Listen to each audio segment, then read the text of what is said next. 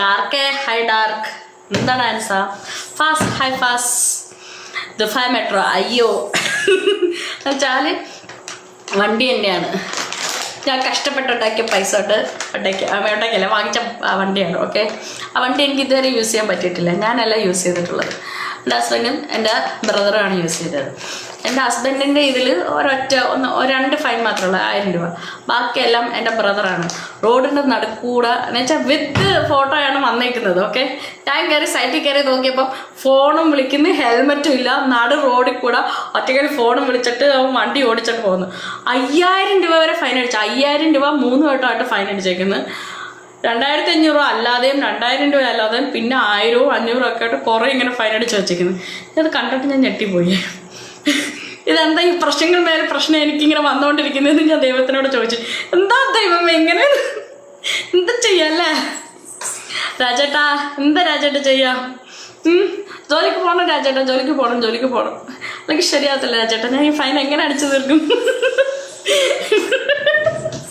എനിക്ക് ഈ മാസം 1850 പെനാൽറ്റി കിട്ടി. വളരെ നല്ല കാര്യമല്ലേ? ഹായ് രാജേട്ടാ, ഹായ്. നല്ല വില തരാം, വണ്ടി കൊടുക്കുന്നുണ്ടോ നിൻ്റെ ഒരു ഓർമ്മയ്ക്ക്? എൻ്റെ ഓർമ്മയ്ക്കായെന്ന് പറഞ്ഞല്ല, അത് എൻ്റെ പേരിലെന്ന് മാത്രമേ ഉള്ളൂ. ഓക്കെ, എനിക്ക് ആ വണ്ടിയിൽ എന്തെങ്കിലും അവകാശം ഉണ്ടോ എന്ന് എനിക്കറിയത്തില്ല. എനിക്ക് ഒരവകാശമില്ല വണ്ടിയിൽ, സത്യമായിട്ട്.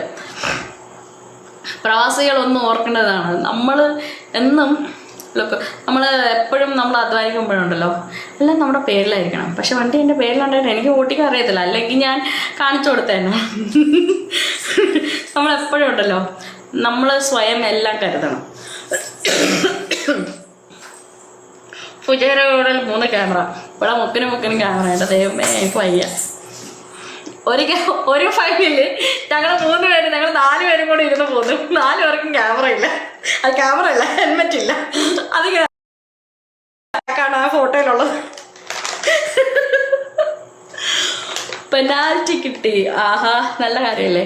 ഈ സൗന്ദര്യത്തിന്റെ രഹസ്യം എന്താണ്? Sreeju simple filter. നമുക്ക് അപ്പൊ എല്ലാവരും സൂക്ഷിക്കുക, സ്റ്റേ സേഫ്. ആർക്കും OTP ഒന്നും പറഞ്ഞു കൊടുക്കരുത്.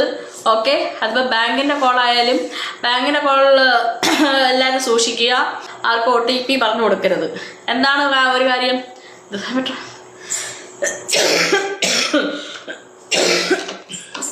ഓ എന്നിട്ട് ചുമ ക്ഷയം.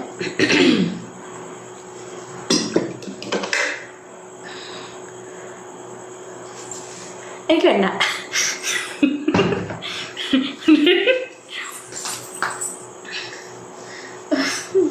കുരുത്തം കെട്ട ചെറുക്കൻ. എന്താണ് ഇവിടെ ഒരു കാര്യം പറഞ്ഞോണ്ടിരിക്കുന്നത്? അവിടെ ഇരിക്കുന്നുണ്ടല്ലോ. എടാ എനിക്ക് ചൂടെടുക്കുന്നുണ്ടോ? ഫാൻ ഇടടാ.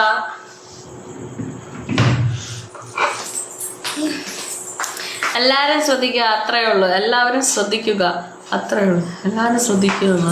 എന്തോന്നും ചൂടുവെള്ളം കുടിക്കൂടോ? ചൂടുവെള്ളം കുടിക്കുന്നത് എനിക്ക് ഇഷ്ടമല്ല. ദുബായ് മെട്രോ എനിക്ക് തണുത്ത വെള്ളം തന്നെ കുടിക്കണം. ഇപ്പം ഞാൻ തണുപ്പിച്ചല്ല കുടിക്കുന്നത്, നോർമൽ വാട്ടറാണ്. ചൂടുവെള്ളം കുടിച്ചാൽ എനിക്ക് ഒരിക്കലും ഞാൻ ചൂടുവെള്ളം കുടിക്കുന്നത് എപ്പോഴാണെന്നറിയോ? നമുക്ക് ഈ ഗ്യാസൊക്കെ കയറുമ്പോഴേക്കും അല്ലെങ്കിൽ ഫുഡൊക്കെ കഴിച്ചിട്ട് ഇങ്ങനെ അനങ്ങാൻ പറ്റാത്തൊരവസ്ഥ ഉണ്ടാവും, ശ്വാസം മുട്ടുന്നതാണെങ്കിൽ ഇങ്ങനെ ഇരിക്കും. അപ്പം ഞാൻ കുറച്ച് ജീരകവെള്ളം തിളപ്പിച്ച് കുടിക്കും. അല്ലാതെ ഞാൻ ചൂടുവെള്ളം കുടിക്കത്തില്ല. എനിക്ക് ചൂടുവെള്ളം കുടിക്കുന്നത് എനിക്ക് ഇഷ്ടമേ അല്ല.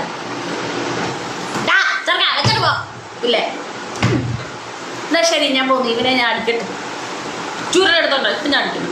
അപ്പോൾ tata bye bye, see U.